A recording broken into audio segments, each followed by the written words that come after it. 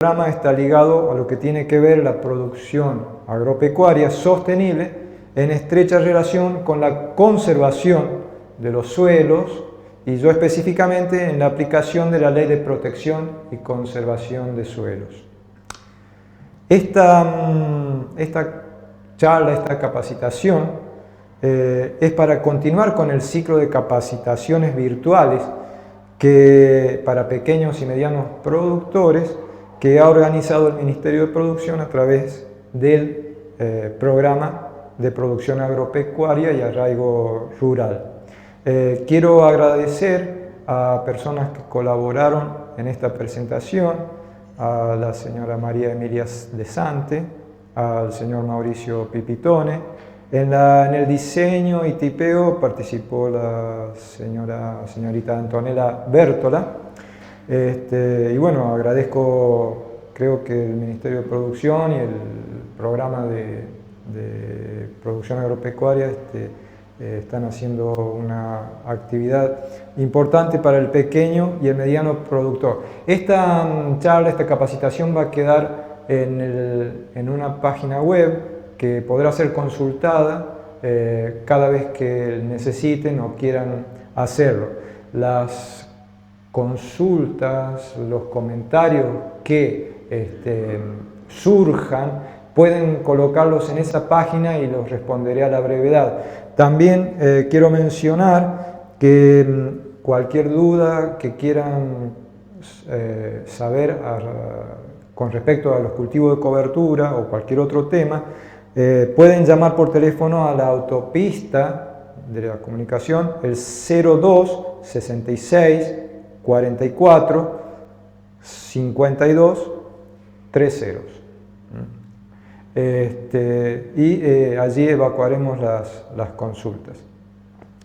En esta época de pandemia, bueno, tenemos que cuidarnos y una forma de hacerlo es haciendo estas capacitaciones de manera virtual.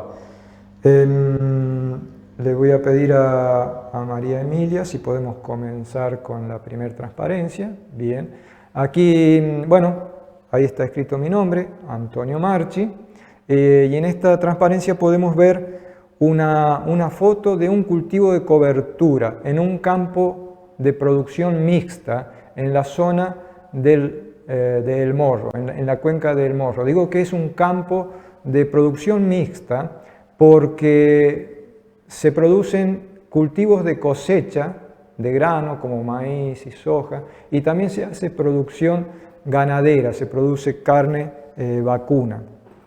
Aquí en el comienzo podemos ver que es un lindo cultivo de cobertura, es un lindo paisaje donde hay verde. En una época de invierno tenemos un lindo color verde, pero ese color no es uniforme. Vemos que es un poco más oscuro en algunos lugares y más claro en otros, lo que está indicando que hay una diferencia ambiental, una diferencia en el suelo. Quizás haya alguna diferencia en algún insecto o en alguna maleza que está dentro de ese cultivo, es decir, que el manejo no es uniforme. Eso lo vamos a ir viendo a través de la presentación. En esta transparencia o diapositiva vemos 3 párrafos. El primero hace un poco referencia a lo que es el cultivo de cobertura. Decimos que el cultivo de cobertura es una práctica de manejo para cuidar el medio ambiente, el suelo, protegerlos al medio ambiente y protegerlo al suelo de la degradación, tratando de disminuir el uso de los agroquímicos. Esta es una práctica agroecológica. El cultivo de cobertura también es llamado cultivo de servicio, siempre verde, abono verde. En el segundo párrafo mencionamos al Programa de Producción Agropecuaria y Arraigo Rural, que es la autoridad de aplicación de la Ley de Protección de Suelos. Esta ley favorece el uso extensivo de los cultivos de cobertura porque es una herramienta para la protección del suelo.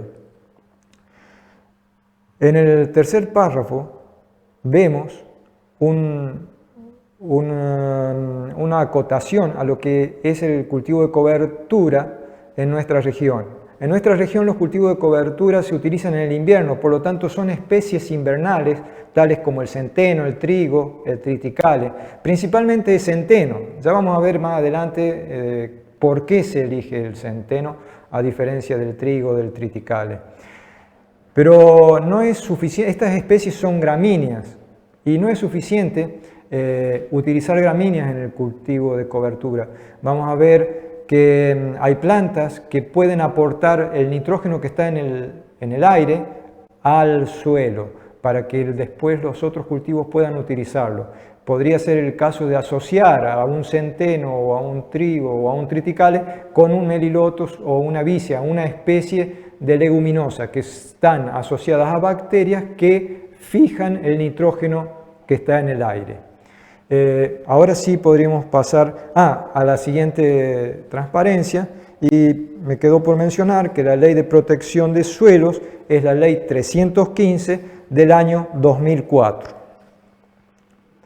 En esta transparencia vemos lo que es una definición, lo que la FAO entiende por cultivo de cobertura y dice que es una cobertura vegetal viva que cubre el suelo, que puede ser temporal o permanente, y que está cultivado en asociación con otras plantas, ya sea asociado en el tiempo o asociado en el espacio.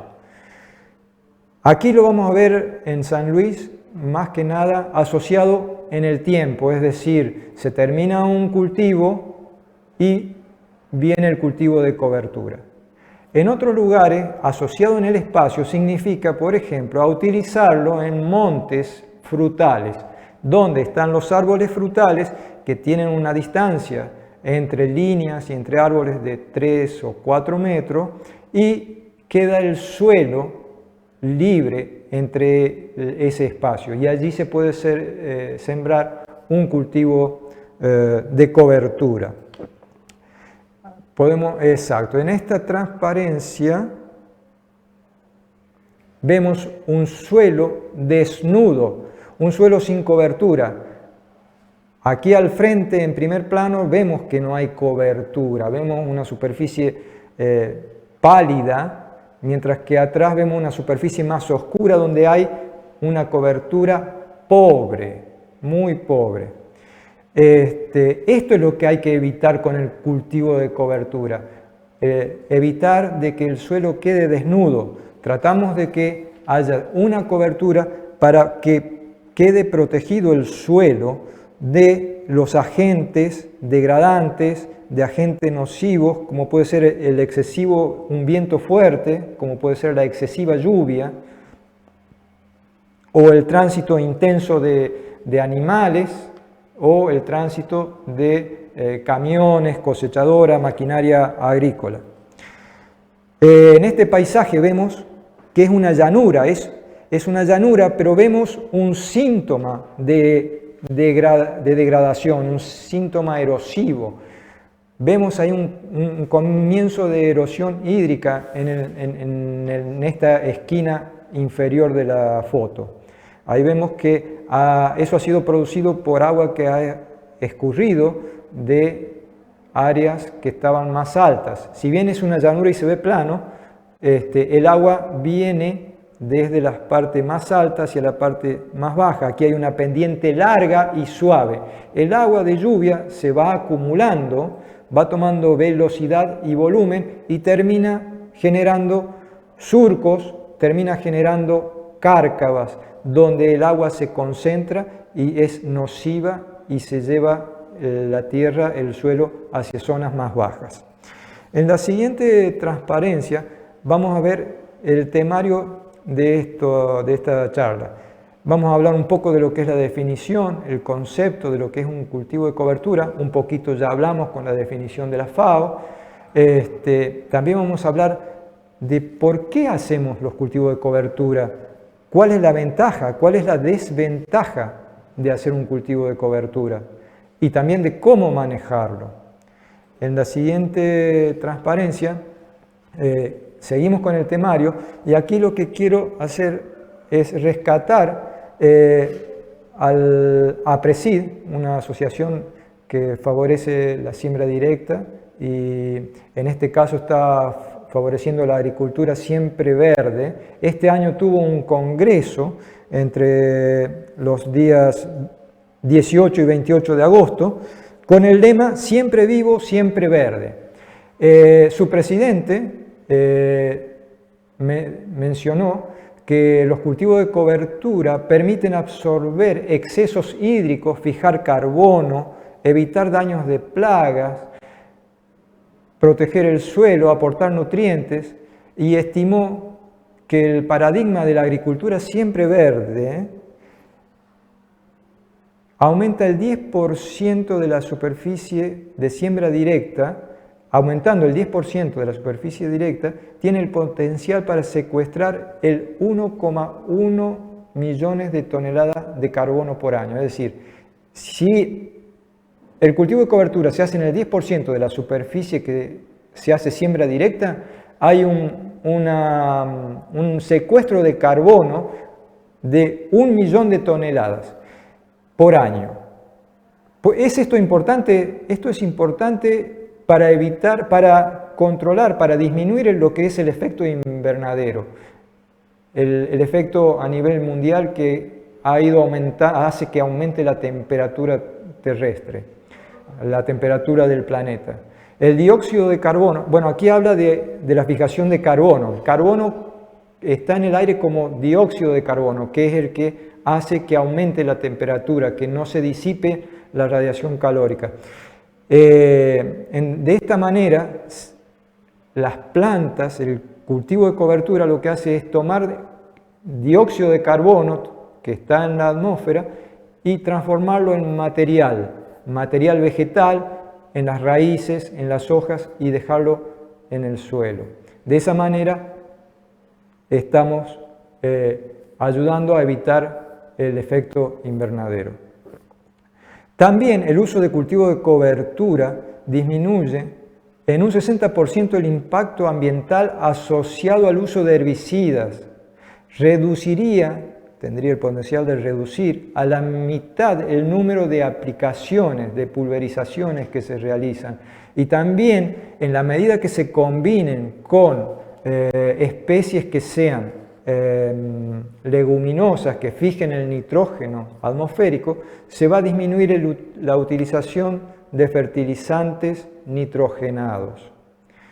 En la siguiente transparencia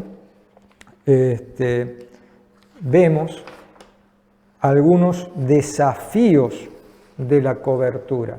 Aquí quiero mencionar a la revista El Campo del Diario de la República, que tiene artículos muy interesantes en cuanto a la actividad agropecuaria y en particular al cultivo de cobertura utilizado ya sea en las rotaciones agrícolas, ya sea en la cuenca del Morro, ya sea en las rotaciones con los cultivos de maní.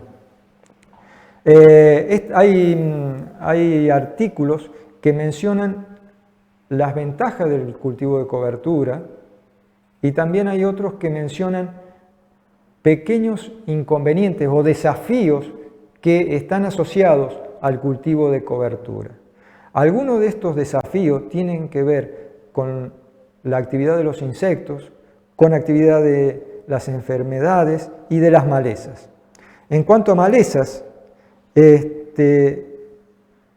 el cultivo de cobertura lo que trata de hacer es un manejo integrado del control de las malezas, para evitar que haya un acostumbramiento. En la medida que se utilice siempre el mismo cultivo y los mismos herbicidas en las mismas épocas, las mismas dosis, se va produciendo un acostumbramiento y va generando una resistencia de las plantas, de las malezas. Y eso es lo que ha ido ocurriendo con el ryegrass en la zona de Pergamino, también ha ocurrido con rama negra en nuestra zona y el yuyo colorado.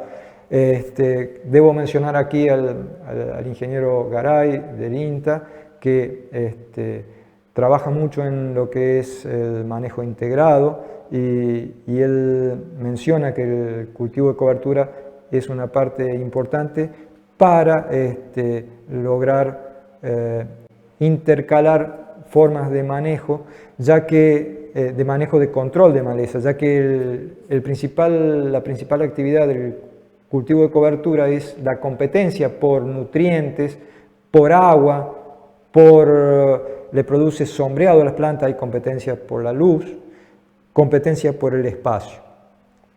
Esa competencia me refiero del cultivo de cobertura con las malezas.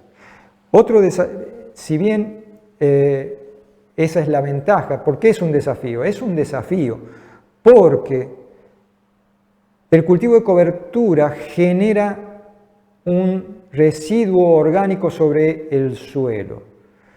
Hay una cobertura y no interfiere en la aplicación, en la efectividad de los herbicidas preemergentes, en esos herbicidas que tienen que ser colocados en el suelo y que quedan en el suelo.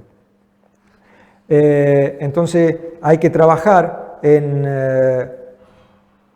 en una mayor solubilidad, una mayor estabilidad de los productos, trabajar en el formulado de los agroquímicos. En cuanto a las enfermedades, estos cultivos de cobertura pueden ser que estén funcionando como huéspedes de estas enfermedades o de los insectos. Entonces, es algo que es una preocupación. Por un lado, es un desafío para tratar de intercalarlos y que no haya una transferencia de insectos de un cultivo de verano a otro cultivo de verano, como podría ser de dos maíces continuos o dos sojas continuas o alternancia de soja-maíz. Este tema también tiene que rescatarse en el sentido de que los cultivos de cobertura podrían actuar en cuanto a insectos como cultivos trampas. En nuestra zona no se ve mucho, pero es algo que habría que trabajar. Son cultivos trampas donde el insecto prefiere ir a ese cultivo de cobertura y no al cultivo principal de cosecha. En la siguiente transparencia vamos a ver a dónde se hacen los cultivos de cobertura. En la transparencia anterior, no volvamos, pero en la transparencia anterior mencionaba una pregunta de a dónde se hacen los cultivos de cobertura. Ese es el desafío, ¿no es cierto? ¿Dónde se hacen? Bueno, con esta tabla lo que intento mostrar es en la cantidad de hectáreas en las que se puede hacer cultivo de cobertura. En Argentina tenemos un total de 33.182.639 hectáreas que se hace agricultura, cereales y oleaginosas. En San Luis menciona un total de 270.000 hectáreas para cereales y 232.000 hectáreas para oleaginosas. Es decir, toda esa superficie podría ser utilizada con cultivos de cobertura. En la siguiente transparencia vamos a ver dónde están ubicadas esas tierras que pueden hacerse cultivo de cobertura. En este mapa, que es un mapa de San Luis por departamento, tenemos el departamento Ayacucho, allá arriba, en rosadito, con el número 054, después viene el Belgrano. 054 sería que el 0,54% de la superficie del departamento Ayacucho se puede hacer agricultura y podría realizarse, por lo tanto, el cultivo de cobertura. Bueno, si seguimos después con el 3% en el departamento Capital, el 13,73% en el departamento Vicente Dupuy, el 33% en el departamento General Pedernera, el 18,68% en el departamento Coronel Pringles, el 22,90% en el departamento Chacabuco, el 3,23% en el departamento Junín y el 2,48% en el departamento General San Martín. Pero en realidad Lo importante son el departamento Pringles, el departamento Pedernera, el departamento Vicente Dupuy y el departamento Chacabuco, que son los que tienen más agricultura. En esos departamentos vamos a encontrar los suelos donde puede hacer el cultivo de cobertura. En la siguiente transparencia, aquí vemos cuáles son las funciones de los cultivos de cobertura. Aquí hay un listado que, bueno, básicamente lo que se pretende es reducir la degradación del recurso suelo. Entonces, bueno, se trata de proveer soluciones y esta lista, esta presentación no intenta ser exhaustiva en el conocimiento y en las recomendaciones. Trata de ser una manera de dar información básica, introductoria, para que funcione como disparador. En este listado, que es extenso, de cuáles son las funciones del cultivo de cobertura, mencionamos reducir las voladuras de los suelos, reducir las escorrentías, reducir inundaciones y sedimentación. Básicamente esto tiene que ver con los procesos de erosión eólica y erosión hídrica. Los suelos de nuestra provincia son suelos frágiles, son suelos jóvenes que tienen mucha arena, tienen poca estructura de agregados, de partículas de suelo asociadas a materia orgánica que sean estables. Tiene poco de eso nuestro suelo. Nuestro suelo es frágil y ante un viento, ante el impacto de una gota de lluvia, se desarman esos agregados que son frágiles, quedan las partículas libres para ser transportadas ya sea por el viento o por el agua. En el caso de las voladuras de suelo, se comienza transportando las partículas más finas. El viento las lleva lejos a las partículas más finas, que son las arcillas, los limos. Y la arena queda en el lugar. Comienza con un proceso de reptación y saltación, llegando en los peores casos a formarse médanos. En el caso de la erosión hídrica, el impacto de la gota en un suelo desnudo produce la ruptura de los agregados. Las partículas quedan libres, quedan disueltas, quedan en suspensión en el agua y son movidas con el agua. Tenemos pendientes muy largas y entonces comienza a transportarse la partícula de suelo hacia la zona más baja lentamente al principio y cada vez va tomando más velocidad y va aumentando en volumen, con lo que llega a los peligros de inundación y sedimentación, es decir, el arrastre de todas esas partículas a la zona más baja. Los cultivos de cobertura, una de las funciones es mejorar la infiltración del agua. En la medida que el cultivo de cobertura forma parte del paisaje y la gota de la lluvia no impacta directamente en la superficie, sino que queda en la planta y baja al suelo con menor energía, el suelo mantiene su estructura, mantiene su porosidad y el agua puede penetrar a capas más profundas. Todo el sistema de raíces que tiene el cultivo de cobertura hace que el agua pueda infiltrar más rápidamente. También tratamos, los cultivos de cobertura, como mencionamos antes, controlan las malezas, hacen que se utilicen menos agroquímicos,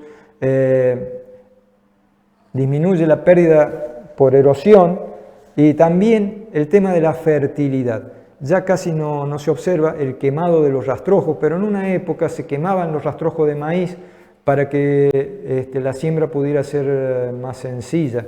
Y con esa quema se perdía fertilidad que estaba contenida en los residuos de los cultivos y luego eran incorporados al suelo.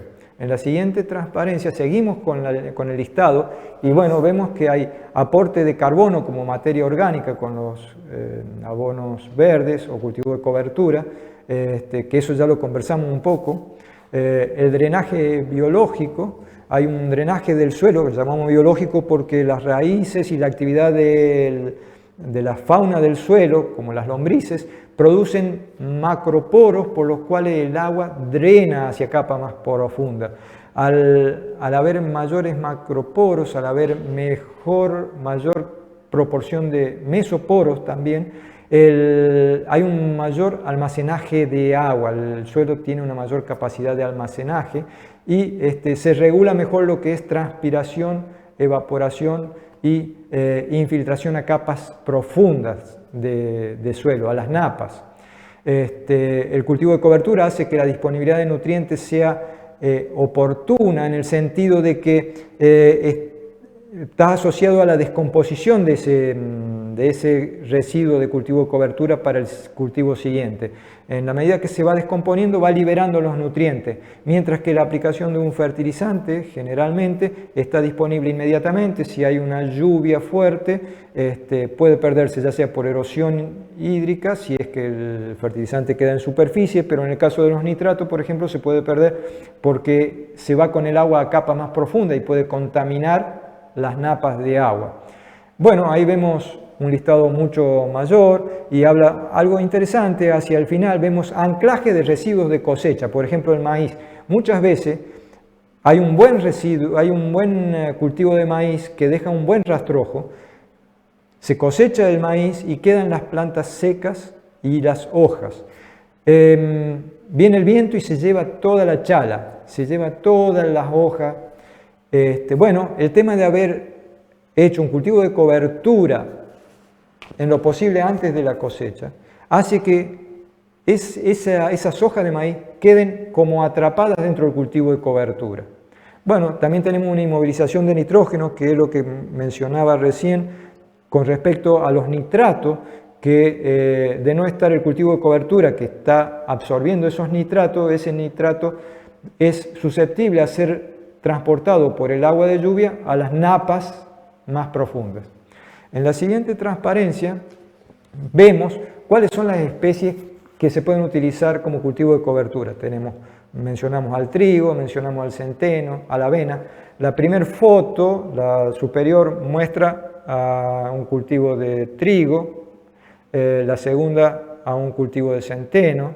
En la siguiente transparencia vamos a ver una foto de avena, otra foto de vicia. En la siguiente transparencia podemos ver foto de Melilotus, un trébol blanco, Melilotus albus, y abajo, en realidad eso es un campo natural donde hay cebadilla criolla, hay Melilotus, hay trébol blanco, Trifolium repens, y lo que quiero mencionar es que hay productores que tienen un cultivo de cobertura permanente, que es natural, que es la cebadilla criolla. Hacen un manejo de los cultivos de cosecha, permitiendo que la cebadilla criolla, que es una gramínea de nuestra zona, rebrote cada otoño y permanezca cubriendo el suelo durante la etapa invernal.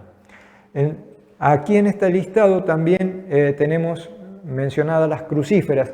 No es algo común para nosotros. Las crucíferas tienen un poderoso sistema radicular profundo, que eso sería beneficioso. En la siguiente diapositiva vemos cuáles son las funciones del cultivo de cobertura. Vemos que la vegetación protege la superficie del suelo. ¿De qué lo protege? Del viento, de la radiación solar y el calor, de la lluvia, el impacto de la gota de lluvia, de las lluvias torrenciales.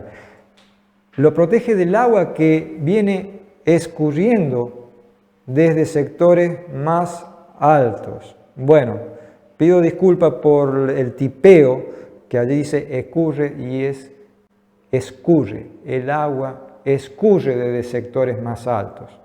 También la vegetación protege al suelo del pisoteo y del tránsito. En la siguiente transparencia vemos otros desafíos que tienen que ver ya con la siembra. Hay que definir en el cultivo de cobertura ¿Cómo se va a sembrar? ¿Se va a sembrar al voleo? ¿Se va a sembrar con siembra directa? Existe la posibilidad también de hacerlo con aviones, una siembra aérea. Todo esto tiene que ver con la oportunidad de la siembra. Es importante que el suelo tenga humedad para que la semilla pueda germinar. Entonces, si se hace una siembra directa, generalmente hay que hacerlo después de la cosecha, pero si uno quiere hacerlo antes de la cosecha, se podría utilizar una siembra aérea o, depende del cultivo, una siembra al voleo con una máquina que tire la semilla al voleo. Otro aspecto importante, un desafío, es la calidad de la semilla. Muchas veces, acá quiero poner mucho énfasis, que muchas veces se dice, no, el cultivo de cobertura en realidad no le vamos a sacar mucho beneficio, entonces vamos a usar una semilla que tenemos por ahí. Pero es importante saber cuál es el poder germinativo de esa semilla, cuál es la energía germinativa, cuál es la pureza, si hay malezas dentro de esa semilla, si estamos introduciendo malezas porque en vez de hacer un beneficio estaríamos haciendo algo nocivo para el suelo, para el sistema productivo. Es importante el poder germinativo porque vamos a realizar una tarea que es pasar con un tractor, un equipo, y si la semilla no tiene un buen poder germinativo, estamos tirando semillas de las cuales no va a nacer menos, nacerá el 50% o menos del 50%. Es un trabajo inútil o con muy poco beneficio. Entonces es importante saber el poder germinativo de la especie y el vigor. En la siguiente transparencia vemos dos fotos en las cuales se ve sencillamente cómo un productor puede saber el poder germinativo de la semilla. Se coloca una servilleta de papel, se coloca una hoja de un rollo de papel de cocina húmedo en un plato y se colocan las semillas. Se pueden colocar 10 hileras de 10 semillas o 5 hileras de 5 semillas. Y se tapan con una bolsita o se envuelven con una bolsita de plástico para mantener esa humedad y se dejan arriba de la heladera. Por ejemplo, que generalmente arriba de la heladera hay una temperatura adecuada para la germinación de la semilla.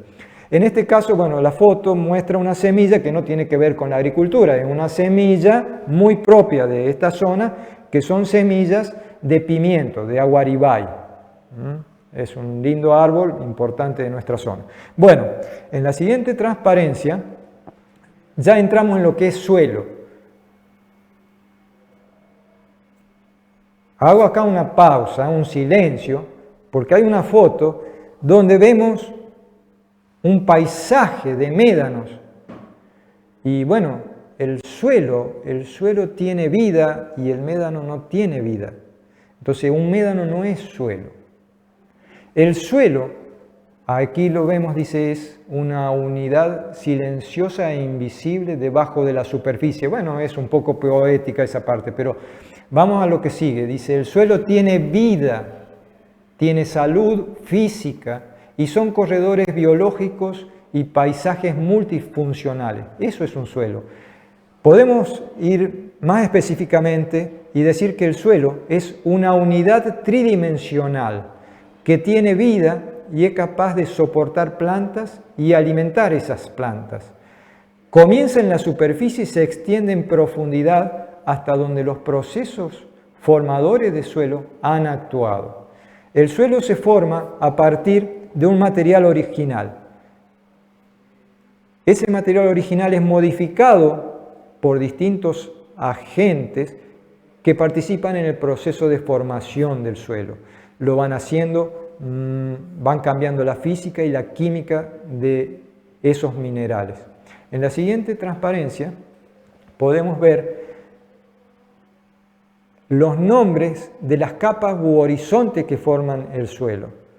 En azul tenemos capas que son el horizonte O, que tiene que ver con orgánico, y un horizonte B, que tiene que ver con la acumulación que se produce una vez que material del horizonte A es llevado al horizonte B.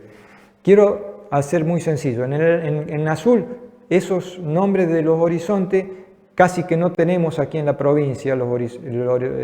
Pueden ser zonas en la sierra, bueno, muy puntuales. Lo que tenemos mucho es horizonte A, un horizonte C y un horizonte intermedio entre el A y el C, que sería el AC. Vamos a ver en la siguiente transparencia perfiles de suelo. Estas tres fotos sí tienen suelos, ¿sí? En la foto de la izquierda podemos ver las raíces, lo profundo que van las raíces. En la foto del medio también vemos las raíces y en la foto de la derecha vemos que el suelo está totalmente degradado. Podemos ver que el sistema de producción que estamos utilizando no es adecuado. En las tres fotos se ve que hay plantas que están desbarrancadas. Hay un proceso de pérdida de suelo. Se sembraron, nacieron las plantas, después con la lluvia se desmoronó ese suelo y cayeron las plantas. Es un proceso que está avanzando, eso es lo que quiero decir. Es un proceso que está avanzando. Bueno, aquí, volviendo al suelo, vemos en la foto de la izquierda, principalmente, y en la del medio, se ve una parte más oscura arriba, serán unos 15-20 centímetros, más oscuro, que eso es el horizonte A. Hacia abajo de las raíces vemos el horizonte C, y entre los dos una zona un poquito más clara, más oscura, que es una combinación del horizonte A y el horizonte C. En la siguiente transparencia vemos cuáles son los suelos que tenemos en la provincia de San Luis. Básicamente, donde se hace agricultura es la zona roja, el número 7, donde dice que es una planicie medanosa semiárida y donde los suelos son ustizamentes, es decir, son suelos arenosos. Otra zona es la marroncita número 5, otra zona es la zona verde oscura número 3, potencial tiene la zona verde clara número 2 hacia el sur. Bueno, aquí tenemos los nombres del gran grupo que está indicando qué tipo de suelo, pero son todos suelos jóvenes. En la siguiente transparencia vemos cuáles son las ventajas del cultivo de cobertura. Algo importante es que embellecen los paisajes, ¿sí? A la vista tenemos un paisaje verde, no tenemos un paisaje marrón, seco. También evitan el uso de excesiva cantidad de pulverizaciones y bueno, dan vida al suelo, dan alegría al paisaje. En la siguiente transparencia podemos ver un ejemplo de cómo se puede intercalar un cultivo de cobertura entre dos cultivos de cosecha. En la parte verde vemos que en el año 2019, verde, tenemos noviembre, diciembre y enero en verde, eso es año 2019. Luego tenemos enero, febrero, marzo, abril en verde, eso ya es año 2020. Y seguimos en azul con el año 2020. Se estuvo realizando al principio un cultivo de soja que se cosecha en abril. Cosechado en abril, queda el suelo desnudo hasta la siembra del maíz que se puede hacer en noviembre, podría ser principio de noviembre. La flecha no indica exactamente la fecha de siembra y de cosecha, sino orientativamente, es un esquema. Entonces, queda un periodo de suelo quedaría un periodo de suelo desnudo que sería mayo, junio, julio, agosto, acá en el tipeo también veo que ha faltado julio, agosto, septiembre, octubre, hasta que nazcan las plantas, porque se siembra en noviembre, pero noviembre hasta que las plantas de maíz que se siembran tengan un tamaño adecuado, el suelo está desnudo, desprotegido. Lo que haría una siembra de centeno como cultivo de cobertura protegería el suelo en mayo, junio, julio, agosto, septiembre, octubre y noviembre. Al principio lo haría en forma verde y cerca de la cosecha se busca de que, cerca de la siembra del maíz, se busca de matar el centeno para que no compita por agua, por luz, para que libere los nutrientes. El desafío es, bueno, decir, si sembramos el centeno en mayo, va a tener un crecimiento muy pobre en mayo, junio. Mientras más temprano se siembre el centeno, si se lo siembra en marzo o abril, se lo hace una intersiembra dentro de la soja, cuando llegue en mayo ya va a tener un tamaño adecuado para poder controlar los vientos o las lluvias ya que pudieran ocurrir en estos meses. En la siguiente transparencia vamos a ver la situación donde se hace un maíz para corte. Se corta el maíz, no se cosecha el grano, sino que se utiliza como forraje y se lo puede cortar en febrero. Entonces ahí tendríamos más meses sin cobertura. Tendríamos marzo, abril, mayo, junio, julio, agosto, septiembre, octubre, pero en este caso se libera el suelo antes y se podría sembrar el cultivo de cobertura en marzo. Sembrándolo en marzo, habría más humedad, habría mejor temperatura y el crecimiento del cultivo de cobertura sería mejor, habría más volumen del cultivo de cobertura. En la siguiente diapositiva podemos ver las precipitaciones en San Luis. En la línea verde, eso es las precipitaciones. Abajo vemos que dice mes y esa es la línea de tiempo, es la coordenada de tiempo. Tenemos enero, marzo, mayo, julio.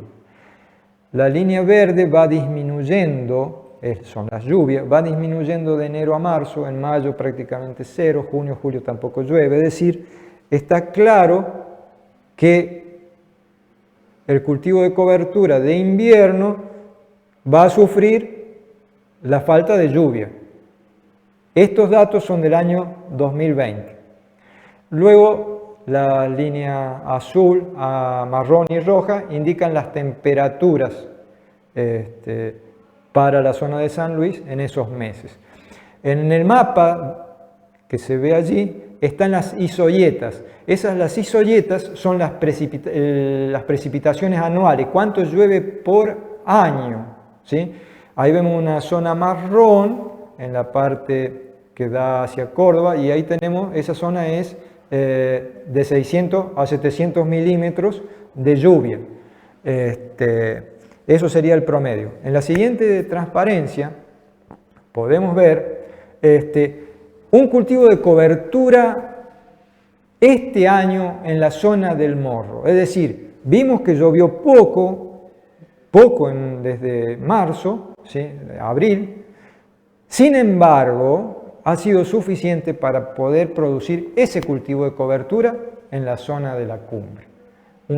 No es un volumen excesivo, tiene una altura excesiva, pero es suficiente para cumplir con las funciones que cumple el cultivo de cobertura. Además, ahí tenemos que pensar que eso tiene un buen sistema radicular que explora el suelo y hace aporte de carbono al suelo. En la siguiente podemos ver un ejemplo, una foto de un cultivo de centeno sobre un rastrojo de maní en un año que fue más húmedo. Y ahí vemos plantas un poco más firmes y ha sido un año más húmedo. En esta otra transparencia vemos lo mismo que veíamos para la zona de San Luis. Vemos que las lluvias, hay lluvias de 20-30 milímetros mensuales entre enero y marzo, pero en mayo ya es prácticamente nula la lluvia, lo mismo que en julio. Y quiero mencionar aquí el tema de los pronósticos. Siempre se pensó que, bueno, desde el año de los 90 comienza a hacerse más agricultura, se expande la zona agrícola hacia la zona semiárida de nuestra provincia, se comienza a hacer soja y uno de de los pronósticos en el año 1999 que realizaron los ingenieros Bertón y Echeverría fue que para el año 2020, para este año, íbamos a tener entre 800 y 900 milímetros. Bueno, este año no parecería que llegáramos a los 800 milímetros, parecería que no vamos a llegar. El pronóstico trimestral, de acuerdo a las corrientes de agua del Océano Pacífico, indican que estamos en un periodo seco, no se esperan buenas lluvias este año. Bueno, en la siguiente transparencia vemos cuáles son los elementos esenciales para las plantas. Las plantas, bueno, los cultivos de cobertura son plantas y tenemos que ver qué es lo que necesitan. Están formadas por carbono, hidrógeno, oxígeno, nitrógeno, fósforo, potasio, calcio, magnesio, azufre, hierro. Bueno, ahí está la lista, ¿no es cierto? Los primeros son macronutrientes y los últimos son micronutrientes. Los que más requiere son los macronutrientes, es la mayor parte que tiene la planta, y la menor los micronutrientes, hay poquito en la planta. Son 4 los elementos más importantes, los más abundantes, que son hidrógeno, oxígeno, carbono y nitrógeno. El oxígeno, el carbono y el hidrógeno lo toman desde el agua y desde el aire, ¿sí? El dióxido de carbono las plantas lo toman en el proceso de fotosíntesis. Pero el nitrógeno, a lo que viene esto es que el nitrógeno, que es importante, es una cantidad grande que necesitan las plantas para formar sus proteínas y un montón de procesos, y tiene repercusión sobre el crecimiento y la producción. Está directamente relacionado con la producción. Por eso es que la mayoría de los fertilizantes son nitrogenados. Hay plantas que pueden fijar el nitrógeno atmosférico. La soja es una de ellas.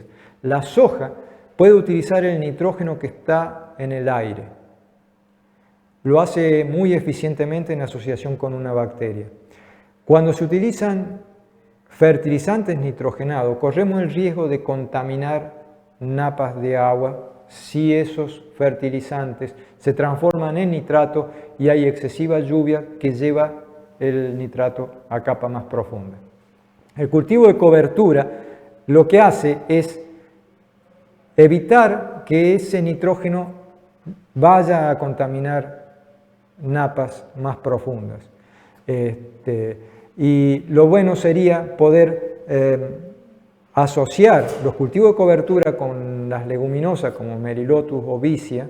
Deberíamos trabajar para encontrar la herramienta adecuada, la técnica adecuada para que estén esos cultivos de cobertura asociados, porque de esa manera le aportamos nitrógeno al cultivo siguiente. Y bueno, con esta transparencia estaríamos terminando. Quiero agradecerles su presencia. Quiero mencionar nuevamente el número de teléfono al cual ustedes pueden hacer consultas, que es el 0266 445 2000, que es la autopista, y ahí pedir por el programa de producción agropecuaria y arraigo rural.